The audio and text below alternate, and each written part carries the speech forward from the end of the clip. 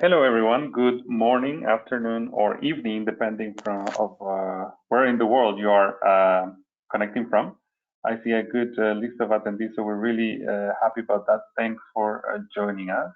My name is Javier, and I am part of the InnoEnergy team responsible for the Master School. And today we are here to answer some of the burning questions that you may have about what's going to happen with our programs in the context of COVID-19. But also to give you some more perspective of all the activities that InnoEnergy is doing to support not only our students, but also our startups and the entire ecosystem that we have in these uncertain times, and what this could mean to you, especially in terms of career development, your academic plans and so on.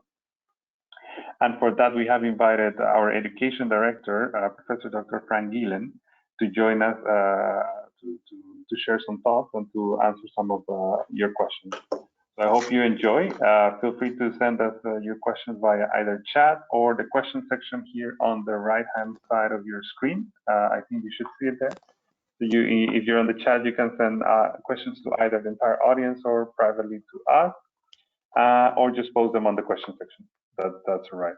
So yeah, well, thanks again for joining us, and I hope you find this quite insightful. I'll give the floor to Frank. Okay, thank you, Javier. Also from my side, good morning, good afternoon, or good evening. And during this webinar, I will cover 3 topics. So first of all, I will explain you how Europe and EIT are planning to use the Green Deal for the economic recovery. Secondly, I will explain what this means for you as a future InnoEnergy student. And finally, I will explain how InnoEnergy will secure the start of the autumn semester, even when COVID-19 travel restrictions would still apply.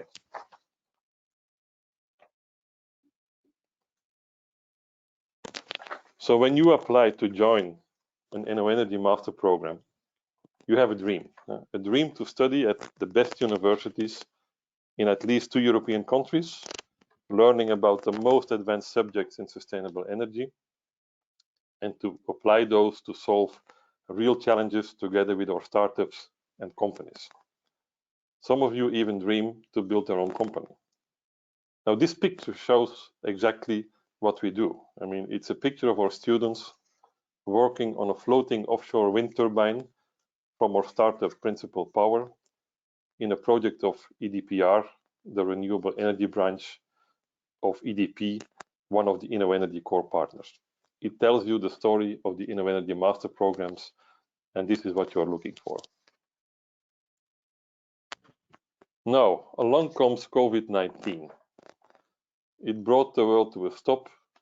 It emptied every university lecture hall and forced education into emergency remote teaching. International mobility became impossible, and today we still don't know when or if we will go back to normal.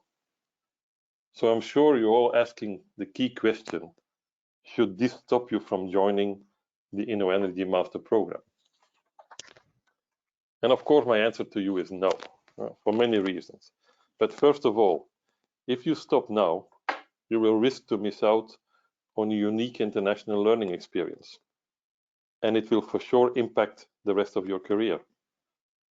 Also, waiting 1 year will delay your entry into the labor market, which will cost you between 30 to 50,000 euros, and you don't know if the situation 1 year from now will be much better. So you simply cannot wait to make a decision, as climate change does not wait neither. And if Europe wants to meet objectives of becoming the first climate neutral continent by 2050, we really need to act now, because stopping will take us years to get to the same level again. Now, the good news is that tackling climate change is the only answer to the economic crisis. It's the only plan we have ready right now. And the green recovery packages will not only repair climate, but the entire economy. Even better news is that to meet the climate goals of 2030 and 2050, we will need hundreds of thousands of new jobs, including the talent to lead this transition in all sectors. So this is really your opportunity to become a pioneer of the green recovery. And by adapting to the new normal in a world where the virus is still present, you will already have acquired the skills and the experience to join the companies that will shape the future and will drive this energy transition. And I can assure you that at InnoEnergy, we will mobilize all our resources to make it possible for you to start your learning journey and make your dream come true. And remember that dealing with an uncertain future requires more and more specialized skills. It's for exactly those skills that have been developed in our programs for the last 10 years. They are related to an innovation mindset, entrepreneurial attitude, and dealing with uncertainty. So yes, waiting or hoping that everything will go back to normal will not happen, as simply there is no going back. Also, waiting 1 year while watching recorded lectures or filling out online assignments, the so-called zooming and mooking, will not prepare you for your future. And rather, it will give you an indigestion of poor online education, and it's simply a bad investment of your time and money. When you take up this study, you need to challenge and you need to connect everything what you learn to the real world and apply it to your knowledge and insights to solve the challenges as the one in this picture. And this is exactly what InnoEnergy has to offer. We offer it now, we will offer it tomorrow, and we will offer it next year. And the example you see in this picture is a student project on an island in Thailand, where the students designed and installed an off-grid solution with the help of local contractors. Things went so well that they decided to create their own startup afterwards, and they are now moving on to the other islands in the area. I can assure you, we have already similar projects lined up for the next academic year. So no, don't limit your future because of the COVID virus, but build your own future because you want to be part of the green recovery and help to build the green future. And typically, InnoEnergy students find opportunity in the challenge, and that's a very nice attribute for a leader. So we don't know what the future will look like, and actually we probably don't even know it without COVID, but preparing you to deal with the unexpected and the unpredictable, or core skills and attitudes that you develop in your programs, they will be key to your future. And due to COVID, you have to practice those skills even before the first semester kicks in by making a decision to come or not. Now, another important thing to be aware of is that all the companies of the world are in the same boat as you are. They also need to adapt to this new way of working. And this implies simply that you also need to adapt and learn to work in the way those companies do. Activities that can be done online in an efficient way will probably stay there. And as an example of this project, which is from one of our startups, EcoLigo, where you could do an internship, you can study in Portugal and in Sweden, but solve solar challenges from Germany, which is the home base of EcoLigo, while working remotely on one of their projects in Costa Rica. This is a typical example of what our students can do. And in the future, working on-site or on campus will focus mainly on those activities where physical presence has a clear added value and can be executed in a safe way. And that's how we are organizing our education. That's also how the companies are organizing themselves. And that's exactly how we have to learn you to work. So it all fits together. Now, what does this mean for the programs themselves? Well, it means that ideally our master programs will be so flexible and modular that online and face-to-face activities can be easily interchanged, and that company activities can be planned in periods when travel and work on-site are safe. This is our ambition to reach this. Moreover, for the learning activities that are moving online, And we will have more of those because it's simply one of the ways to deal with the virus. But for those activities, the learning experience has to be at least as good or even better than the classroom equivalent, because you expect a blend of digital learning, interactive activities, but combined with on-site activities in startup and companies. And that's the whole package, not just the online part. Now, to guarantee this, InnoEnergy continuously upgrades and changes its programs. This requires creativity, new tools, new technology, new ways of learning, hard work by everybody, and significant financial investments. And we have mobilized all of these, but above all, it's our passion for the sustainable energy transition that will get us there.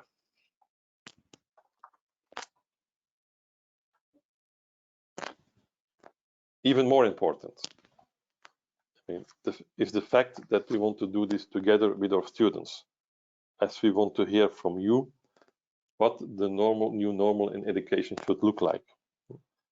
Already today, we have established a student sounding board that helps us rethinking and helps us with the redesign of learning activities in these COVID times. They give us feedback, they give us suggestions, and tell us what they expect, and we try to match it with what is possible. And this is how InnoEnergy defines a student-centric program. It starts by understanding what works for you, and then we involve the student community in the design and the testing of the new concepts.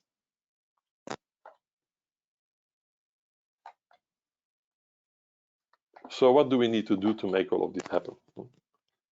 First, we had to deal with the emergency situation. Our student community made sure that all the students were safe in every city where we had students and provided help when needed. While at the same time, our universities switched to emergency remote teaching to make sure that the semester for the students that are now in the programs were not lost. And I think we can proudly say that I have succeeded in this, and everybody is now preparing to take exams, also in quite difficult circumstances, but everybody's working on a solution that is legal and that will make sure that people can graduate or take exams to go to the second year. So what we observed in the crisis mode is that Zoom classes, Microsoft Team workshops, and Google Hangout sessions were spreading faster than the virus, and we learned a lot from that. But however, we also came to the conclusion, both from feedback from you and from the current students, that this is not the type of program you signed up for. This is what you sign up for, a once-of-a-lifetime experience, where as a student you can already build energy solutions with social and economic impact in any part of the world. And this is an example of a student project in Zimbabwe, where students worked with diverse international teams and leading energy innovators. So as our programs become more digital, we have to move to high quality digital and blended learning, where you can learn your knowledge online or during remote lectures, but where the application of the learning still happens in the real world with real companies on real projects and challenges. And this does not happen by itself, because the key to making this successful and the key to deliver all of this to you is the InnoEnergy ecosystem. We continue to maintain and grow it every day. It's an ecosystem of universities, industries, startups, venture capitalists, and public organizations. And it are those partners that bring us the projects that you want to work on. Sometimes they come from corporates or from NGOs. And the startups in our ecosystem, they offer the innovative solutions that can be deployed to work on those projects. And I have to say that today our ecosystem is more active than ever before. Now, this is mainly due to the many climate actions that are being launched. There is the European Green Deal, but in every country there are also the national energy and climate plans, and more recently, the European Commission launched the Green Recovery as a way to deal with the COVID crisis. So this is really where Europe is taking the lead in the energy transition. And this is why Europe is your place to be for the next 2 years.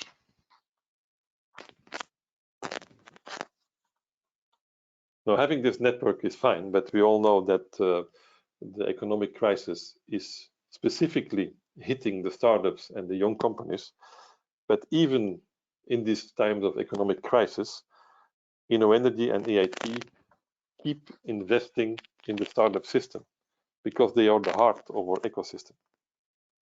So InnoEnergy is putting measures in place to protect our investments, financial measures to guarantee liquidity, to guarantee runway for executing projects, and to do pre-financing. But on top of that, yesterday the EIT Governing Board has decided to mobilize 60 million euros of additional funding for support actions in the COVID crisis to be executed by all the EIT KICs. I think I can say this is a clear commitment to building the future, and that it also shows to the prospective students that we will still be there next year and the years after, because everybody is committed to deal with this crisis and put whatever it takes to make it succeed. So let me now show you a couple of ways of working under COVID that we're already doing, and which are also putting the stage for the next semester. So one of the activities which we are doing is, besides investing in the current startups and making them financially sustainable, is to keep recruiting new startups, and because we need to have the companies on board with the latest innovations and the latest technology to implement energy transition. And what you see on the screen now is the PowerUp competition in Central Europe. So normally we organize 14 local startup competitions in 14 different countries to select the best startups to join our ecosystem. And this year, due to the COVID crisis, you see that this broadcasting is from May 8th. Well, this year we had to move everything to a full virtual event on like 2 days' notice. And everybody was wondering whether it would work, whether it is possible to do, because we all enjoyed the fun of having the on-site events. Now, looking back at already 10 or 11 events, the conclusion is that this is better than the physical events. Now, why is it better? Because we could have more startups could join the competition, and we reached a much broader audience. And so this has quite a positive impact on the quality of the startups that you will encounter during your study at InnoEnergy. But even more important is the next part, because on this slide, you can see that going virtual, well, we really take it serious.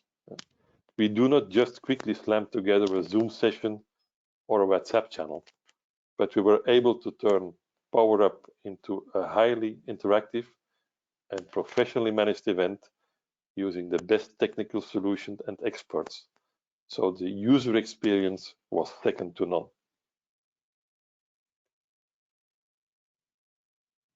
And we don't do less in education, because at the same time of this PowerUp event, the business bootcamp of the innovation and entrepreneurship journey of our Smart Cities program that was to be held in March had to move from a physical 1-week bootcamp to a virtual bootcamp. Also, this was considered as mission impossible and a degradation of quality of the learning activity.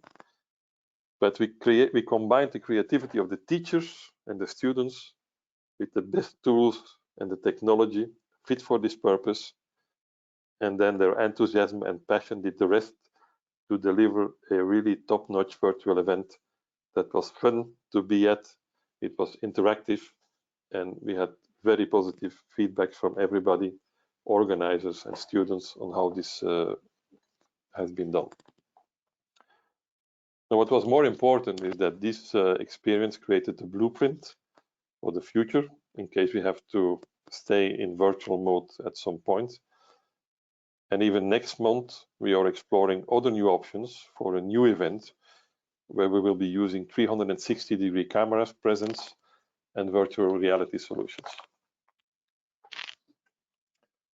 So what else can you expect, or what else are we doing? Well, as explained before, we consider Zoom, Microsoft Teams, or Google Hangouts as emergency tools for teaching. I mean, they are very good tools for meeting, but they lack the key education features to create student interaction and the engagement of a physical course or workshop. But COVID will not be gone tomorrow, so we have to deal with this in the best possible way. And I can tell you that now, as we speak, InnoEnergy is investing and testing in state-of-the-art virtual classroom solutions and virtual presence, as the one you can see here. These are special systems designed for remote teaching, which have a lot of interactive features and ways for students to interact with each other, with the teacher, and so on. Now, the good thing of being in a network like InnoEnergy with many university partners is that we had some partners that have already experience with those systems, so we could learn from them and from the students that have been in those classrooms.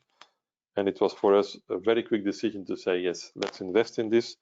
And by having the experience in-house, we can be sure that we'll be ready to start the next semester in this mode if this will be needed. Now, a program that already has a long tradition of remote teaching is the SELECT program. It has been using remote teaching since the beginning. And what we did is we looked at all the lessons learned from this program, took the best insights, and decided to deploy an innovative solution that will give remote students the same learning experience as if they were in the classroom. So because what you see on this picture is the typical configuration of a InnoEnergy classroom. You have local students, or you have students attending physically in the classroom, and you have remote students attending from any location where they can be. So it's a hybrid solution.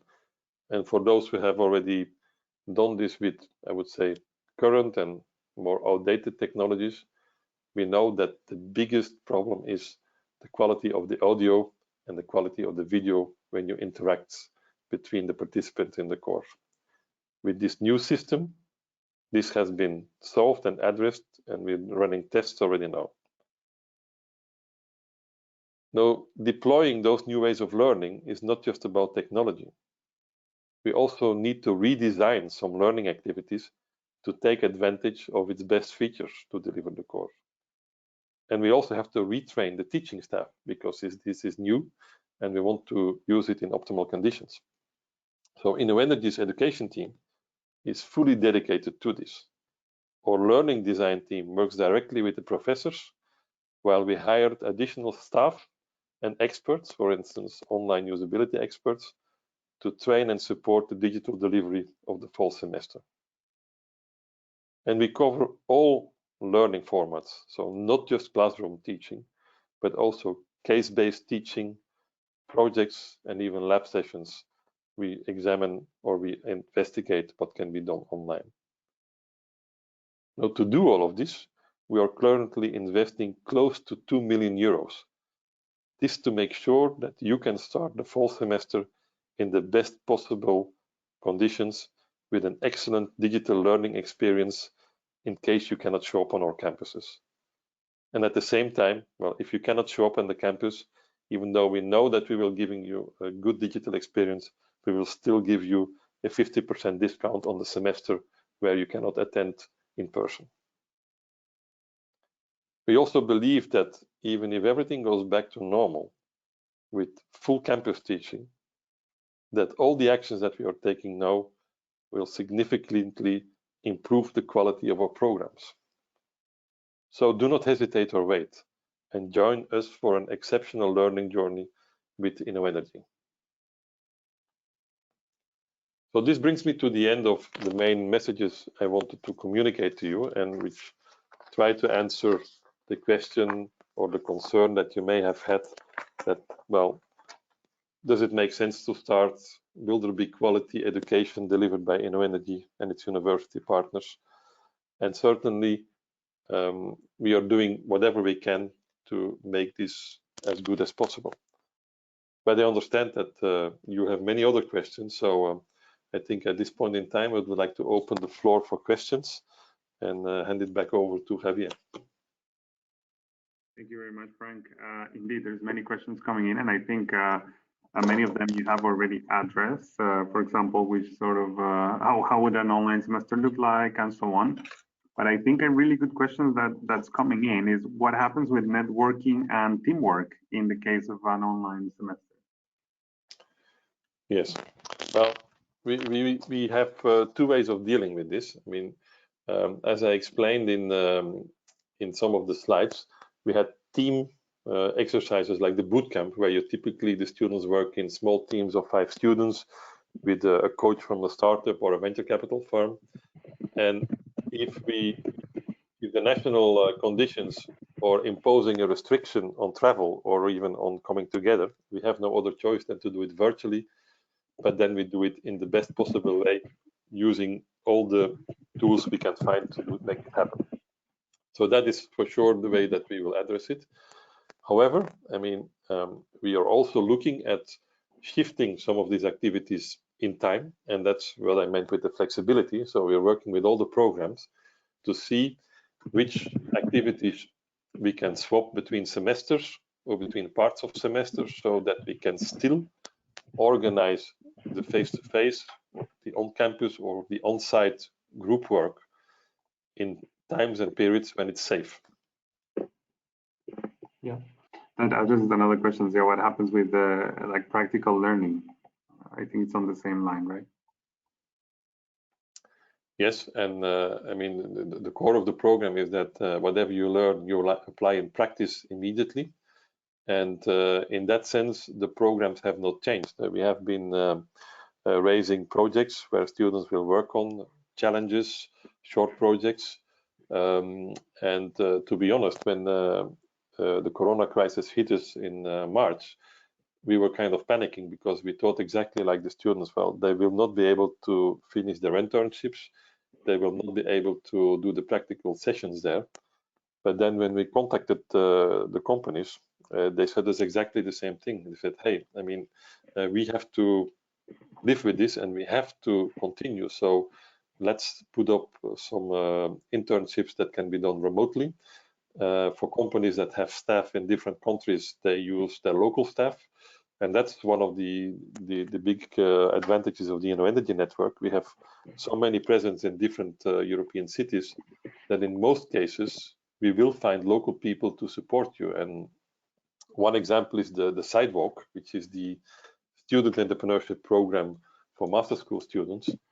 Well, we have organized it in such a way that most of the coaching and the learning can be done online, even the pitching and the contact with the venture capitalist.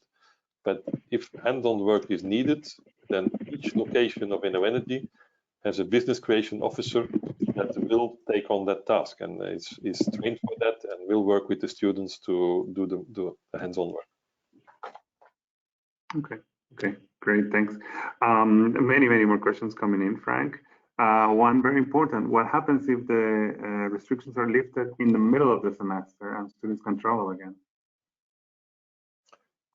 Well, I mean, it depends on a couple of things. Huh? So first of all, when the student is admitted and has started the semester, I would say, let's get organized as quickly as possible. Get your visa, get your plane tickets, get your housing taken care of, because all those practical problems will come up, and move over to Europe or to the city where you have your university, first year university, as soon as possible. I mean, this is obvious. As soon as restrictions are lifted, we will make it possible and do the necessary steps to have the students in Europe. That's the current plan, and we certainly hope that this will be the case. Okay. And maybe another question also related to visa, because I see many questions coming in regarding residence permits and so on. What happens if a country opens up borders and versus another one doesn't? Can students change their first year university? Well, this is for sure a difficult question that we have to look on a case-by-case basis, because I would say yes, we will certainly investigate it, and we have done it in the past, but we have to take into account that each university has program-specific requirements.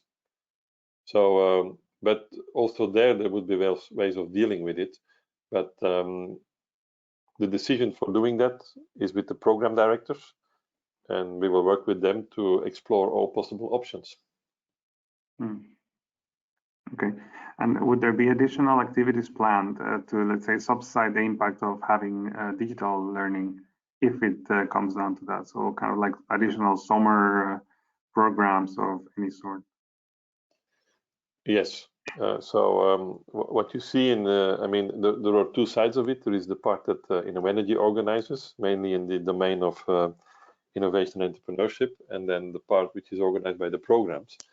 And many universities are prolonging the academic year to allow flexibility in planning additional activities during the summer months or before the next semester starts. So, and that's a decision of each individual university and sometimes each individual country, because it's regulated by law in many cases. For the InnoEnergy activities, we have a lot of flexibility of moving things around. But of course, we have to give priority to the students to first of all complete the academic part of their curriculum, and then we can look in the periods between semesters how we can schedule this. And for instance, in the case of the ESADE Business School, where we have the Innovation and Entrepreneurship Summer School, they are quite flexible in moving it around. So it's rather up to us to find the right spot. And also in that same category, I mean, we do have a plan B and a plan C, in the sense that specifically for the Innovation and Entrepreneurship Summer Schools, we have now a new partner in Germany, which is the Unternehmertum, the entrepreneurship school of the Technical University of Munich, who can combine online entrepreneurship summer camps with some physical activities. So we're trying to put the full spectrum of solutions there to make sure that students can get what they want. But of course, we always have to stay within the legal context of each country. Of course. And there's several questions also around the legal context of each country. For example, assume the whole program, because of COVID-19, worst case scenario, would have to be delivered online. Would students be able to enter Europe, for example? Yeah. Can you say the last part again? Because yeah, so in the case of, let's say, for example, worst case scenario, the whole program would have to be delivered online because of COVID. Hopefully not, right? Yeah. But let's say worst case scenario, would students be able to come back to Europe to work, for example? Well, that's a question we have to put on our whiteboard and look into, because it's quite complicated. But I mean, if worst comes to worst and the full programs have to be digitally delivered, the first thing that we will do is to make sure that the universities will recognize the degree, and some of them are already doing this, because most of our partner universities have already plans to do a full semester online, which means that they need to legally secure the certification of this, and if needed, well, we will have to prolong it, because the world can stop, but education can never stop. Yeah. And I guess in such a scenario, it would be the case for every single university, right? So I'm guessing the governments will have to take action, and they would want to attract talent, especially in this context of Green Deal, that we need people skilled in sustainable energy. They're going to have to bring it from everywhere in the world if we really want to meet our climate goal targets. Yes, exactly. And that's also the position of the European Commission. I mean, we frame it very well in saying, well, with the green recovery, we will be changing everything. So we need everybody. And that's what we'll do. Yeah, indeed. Indeed. Let me see. There's quite some questions, so I'll please be patient with us, everybody who's asking us questions. We'll try to answer as many as possible. Let me see, for example, about virtual classrooms. Somebody is saying that they hear from students that some universities are already implementing it, while others are not there yet. I guess you touched upon this already, Frank, right? That we are supporting our partner universities with significant funding to get ready. Well, and yes, and what I can say is that for those who know a bit more of programs, in the SELECT program, the remote classrooms are already installed in KTH in Stockholm and in UPC in Barcelona. But this is using the old technology with a lot of problems. So we are replacing this immediately now. And then we have offered to all universities to provide us a room so that we can install the equipment, and InnoEnergy is investing in the equipment and the software. We just need a room at the university, and of course we have to have an agreement with the academic staff that they can use it, that they want to be retrained. But I mean, at least the option is there, and if needed, we will push it as far as we can. Yeah, super. Right, and several of the students who are not based in Europe are asking us, how would they have access to the remote experience? For example, let's say a difference in time zones, but also technology. Do they need to have anything in particular at home? Broadband speed, I don't know, laptop systems, etc.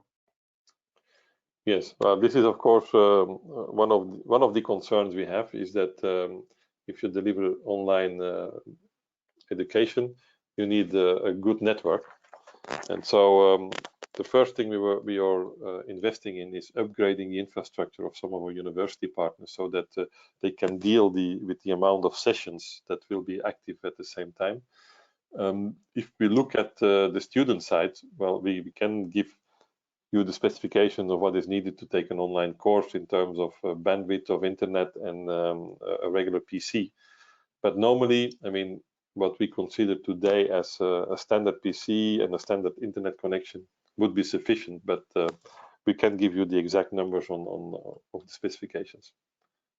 Yeah. Okay. A lot of questions, Frank, related to deferrals. Is it possible to defer? What happens if I'm not able to graduate on time, for example?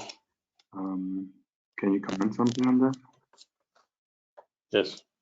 Well, deferrals has a lot of phases. I mean, it's the first one is deferring the start of the program. I have seen some questions related. Well, can I defer my entry into the program until next year? Mm-hmm. Well, the answer there, unfortunately, is no, because this is part of the policies at universities that the admission is valid for 1 year. But of course, it's pretty safe to say that if you have been admitted once, you will certainly qualify to be admitted again, but you will have to take into account the competition from other new students. Now, everything which is related to the deferral of the master thesis or to the deferral of the graduation, there are two elements which play in this. First of all, the university has to support it. And I can tell you that for this year, all universities have put measures in place so to make sure that a student can graduate, even if it takes 1 or 2 or 3 months longer. Secondly, from the EIT side, I mean, we normally count on the fact that students graduate within 24 months. But if this is not possible, and this is what we have done this year, we have provided financial support for the students to stay longer in Europe, giving them a living allowance for the number of months needed to complete their degree.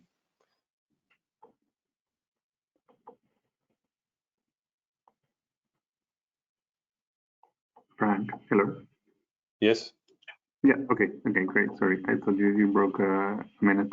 Let me see. There's more questions coming in about health. What are like how can we help students reassure that they will have access to healthcare in case there's any new outbreak of COVID-19, for example? Okay. Well, also there are two parts of the question. So first, there is the health insurance, and are they covered for medical care and for pharmaceuticals? And there, I think that the situation in Europe is always that when you study in a country, you have the health insurance covered to make sure that you are taken care of in case you would be ill. to make sure that we are giving the right story here, we will certainly investigate this on a per country basis. And if it's not meeting our standards, we can consider to add some insurance on top of that. But that's to be investigated. I don't have the answer right now.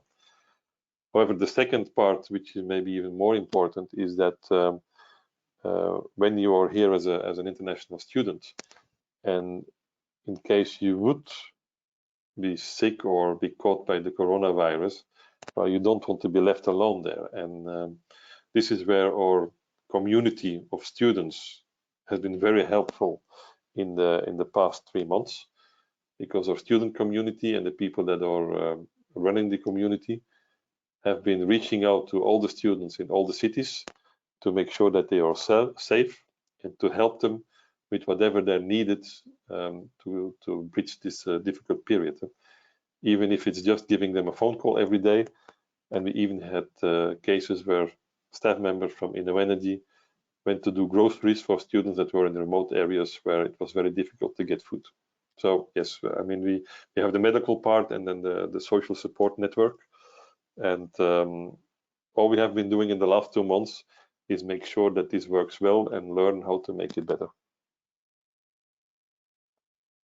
Yes, definitely. And I think for anybody interested, you can check on our website on the news section. We have a story of one of our bloggers right now, one of our ambassadors, describing the level of support that she got from InnoEnergy staff. Because say, for example, in France and in any other country, sometimes the information that's shared firsthand, like let's say live, is actually in the local language, right? So you need support as an international student. And that's kind of the type of support that we're giving as well on the social side, I would say. Frank, there's a lot of questions on how does the discount, if an online semester happens, actually works? And attached to that, when do we know if the semester is going to be online? Well, yeah, this is the case where you always hope for the best and plan for the worst. So right now, we are assuming that the fall semester will be fully online. And in some countries, universities have already decided to do so. So for instance, in the Netherlands, all universities will not have classroom sessions until January next year. So there we know it. If we go to Sweden, it's a completely different picture, because in Sweden, the COVID crisis has been much less impacting social life. And there, the present plan of the universities is still to open in August. However, even for Sweden, we are working with the program directors and the university staff to prepare for an online semester. I mean, we are taking all the steps as the ones I have explained to you in the presentation. And now, with respect to the discount, I mean, there are a couple of ways of dealing with this, but correct me if I'm wrong, Javier, but we said that the discount for the semester will be applied towards the tuition fee of the second semester, no? Or the participation fee of the second semester. Correct. So the thing is that, of course, depending on when students apply, they might have already received the invoice of the first year or not. If you have received the invoice of the first year, it's still possible to just pay the first semester. You just need to contact our finance team from whom you actually got the invoice. And then if we decide to have the first semester online, when we decide, you will get the 50% deducted from the invoice of the second semester.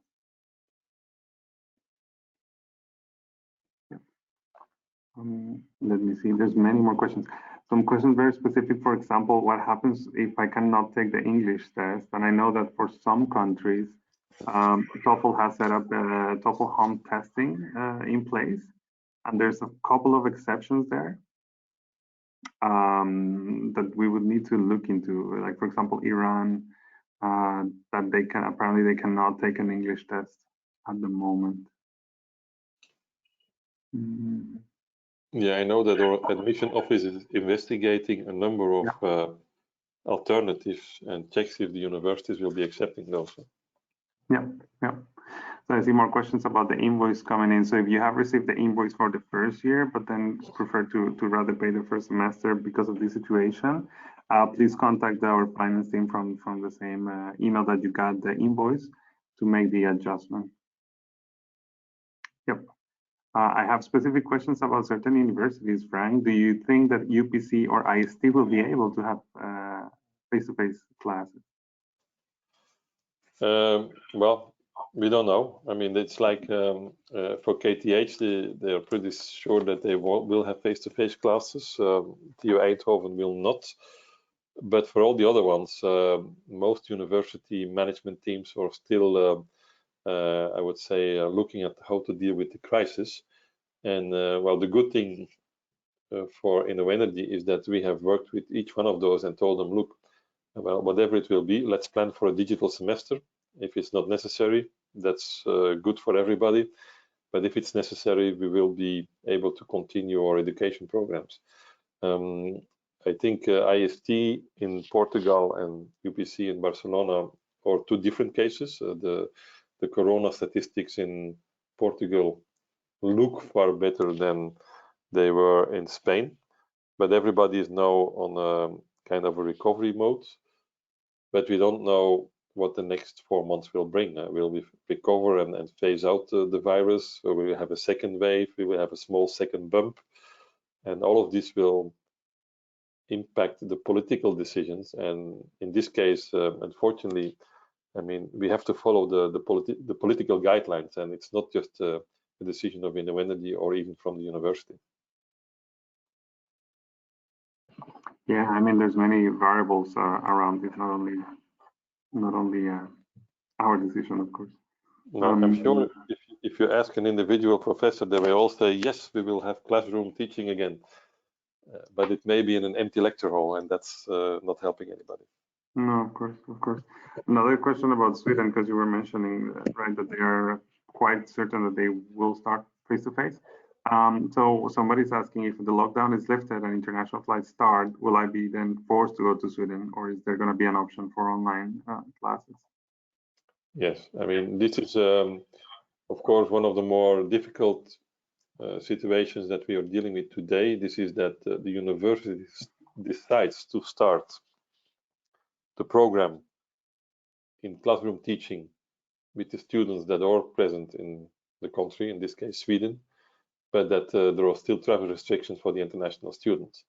And well, this is exactly where we will try to implement this solution, which is the hybrid classroom, where the local students are in the classroom and the remote students can join or can watch the recorded lectures. So that's the solution for the moment. If worse comes to worse, some lectures may be given online separately, but with the present resources that the university has available for teaching, it's close to impossible to do dual teaching, so deliver the course once online and once in the classroom.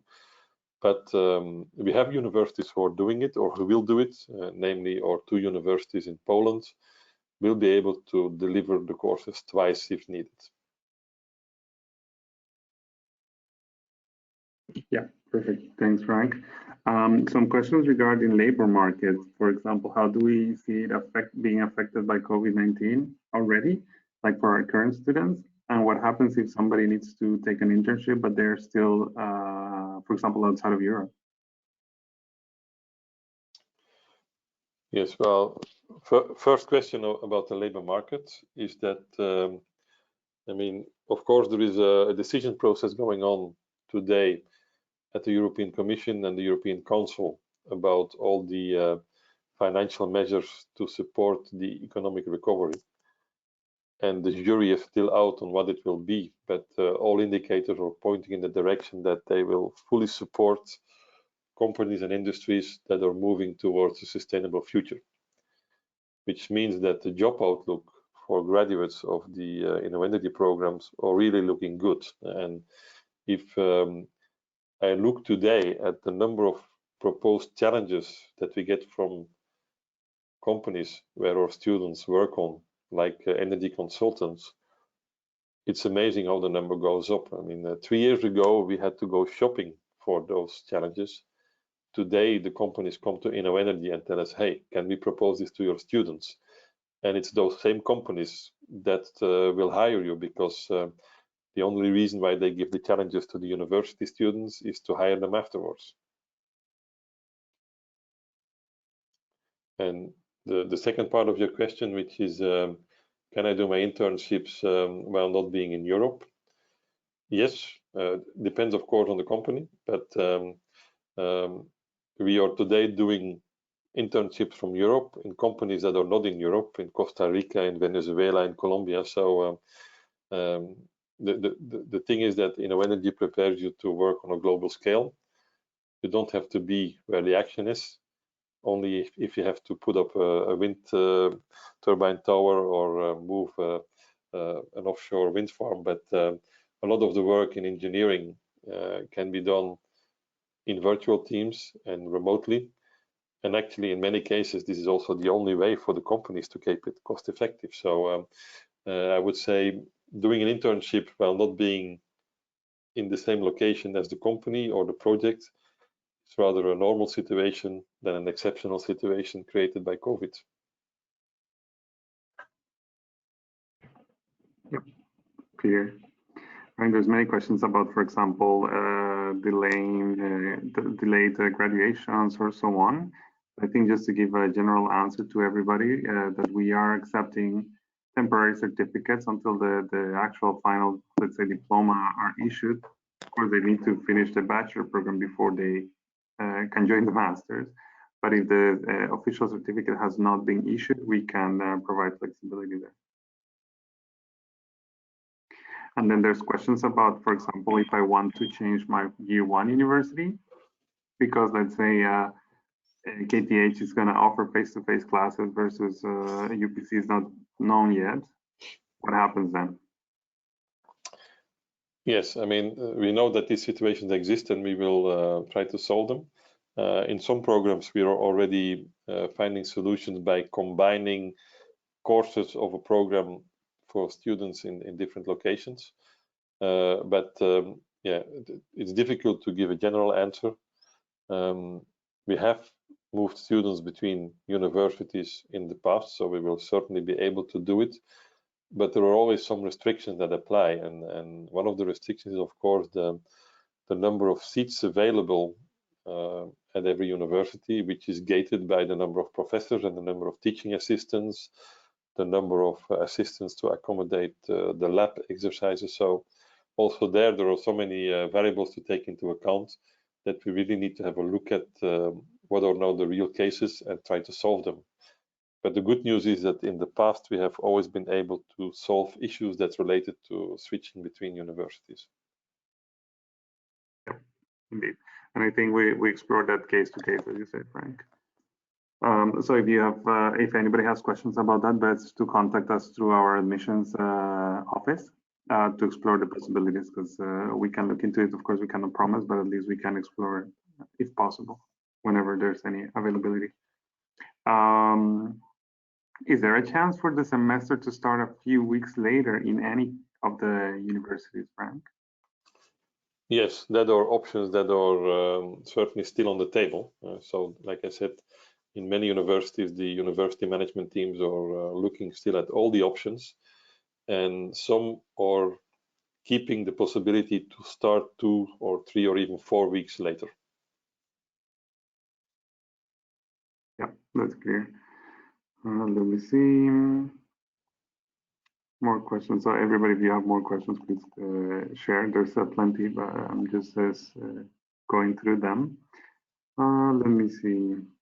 Frank, and will the sessions be recorded? Can people access them afterwards if they're, for example, time difference is too big?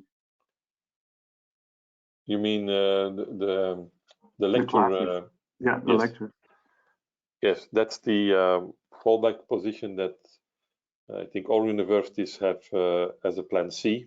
So plan A is business as usual, plan B is digital and blended learning, and plan C is record the lectures. And we're already doing this at many universities. And so now we will use this almost everywhere so that students can look at remote recordings. And depending on how big the number of students is that has to learn in this particular way, we will also organize office hours with teaching assistants to address questions that come from the students following those remote, recorded lectures. Yeah, correct. This is a difficult one. But somebody saying, like, if there's a big challenge for me to access classes remotely, what would you recommend? Because of, for example, internet connection. Can you say it again, because it was not? Yeah. If some students have real challenges with connecting to the online classes because of, say, internet connection, what do we recommend?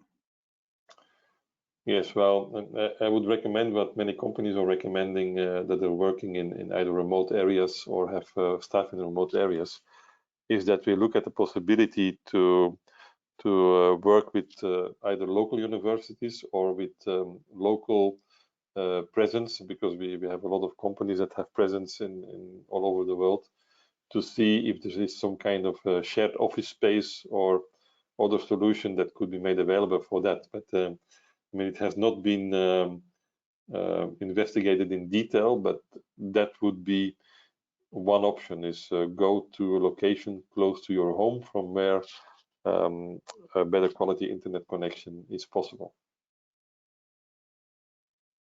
Yeah, indeed.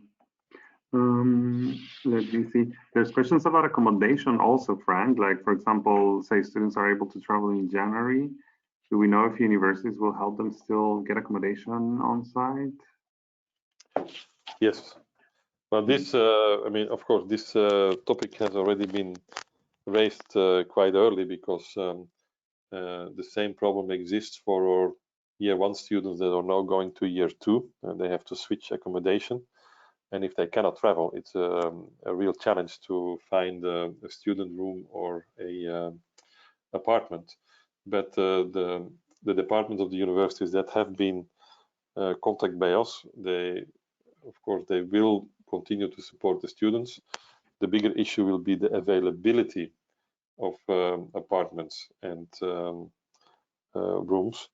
But to be honest, I think the availability will not be such a big problem, because many of the international programs will have fewer students. So chances are that student dorms and student facilities for international students are still available.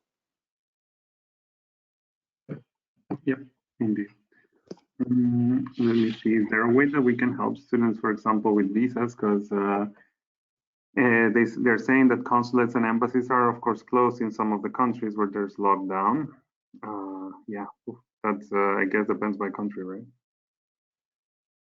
Yes, by country. And I mean, the visa part is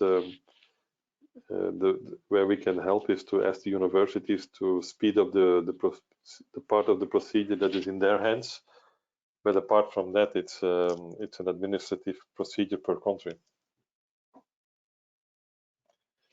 Yeah, I would say in particular for the case of Sweden, KTH, that I know most of the students are attending, the visa is obtained through the collaboration with the university. So the university has to inform the local authorities. So if there's issues, delays, or anything, it won't be only with our students, it will be with every student that's going to Sweden and to KTH.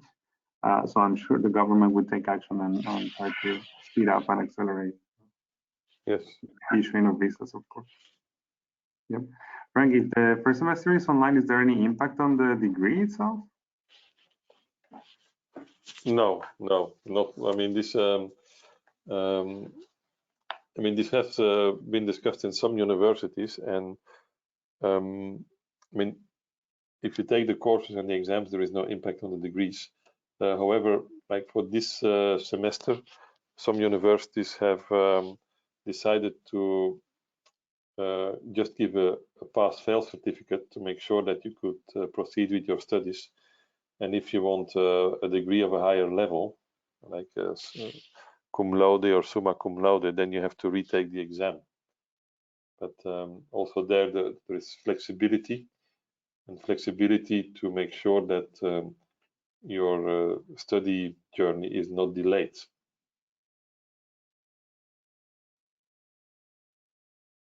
Does that answer the question? Yeah, I think it does. Thanks. Let me see. Yeah, more about visas. Like, for example, are the countries going to adopt different policies because of course, the delays or anything?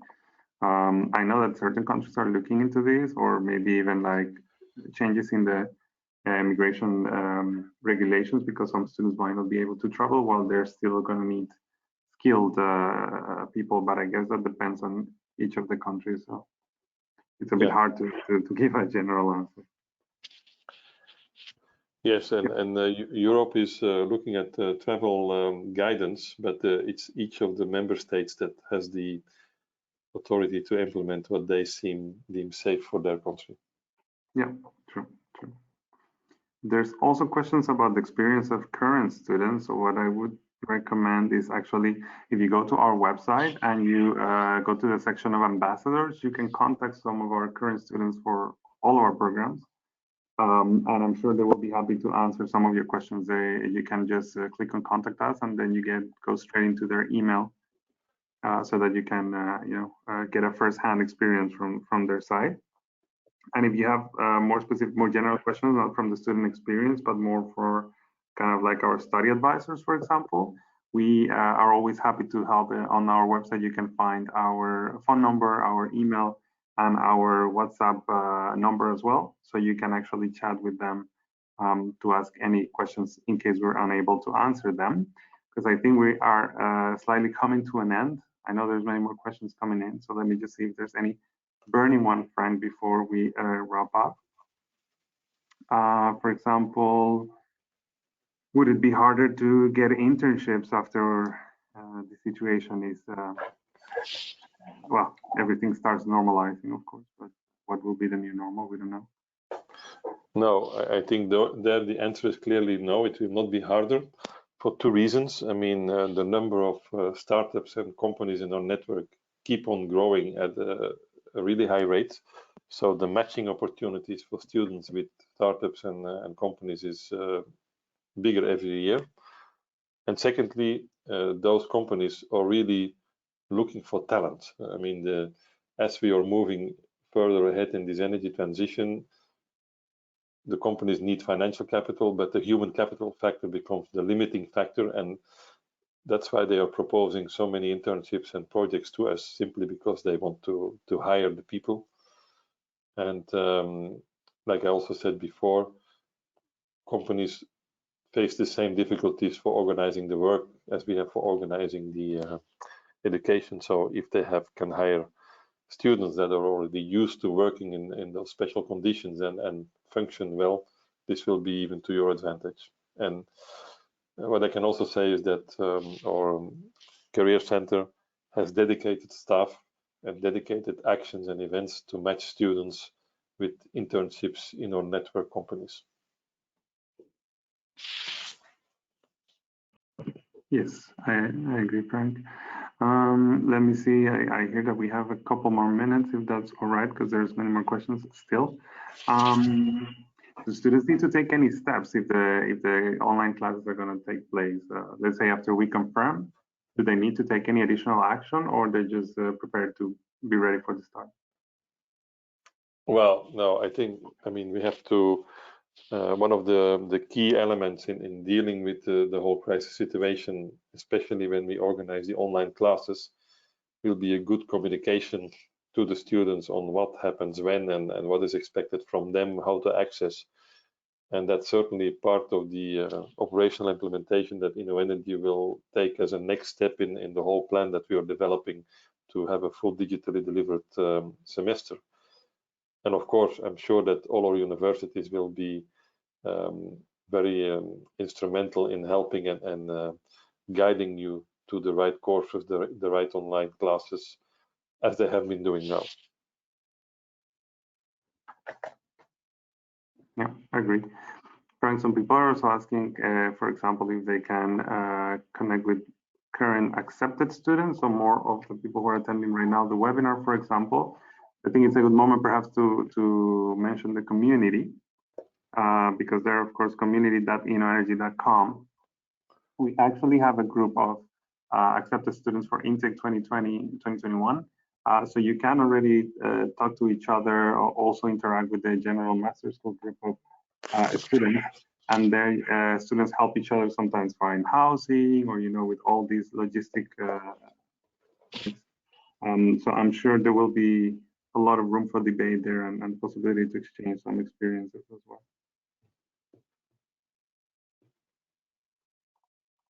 Let me see, and also very important in precisely on the community, it's community.innoenergy.com in case you're not aware.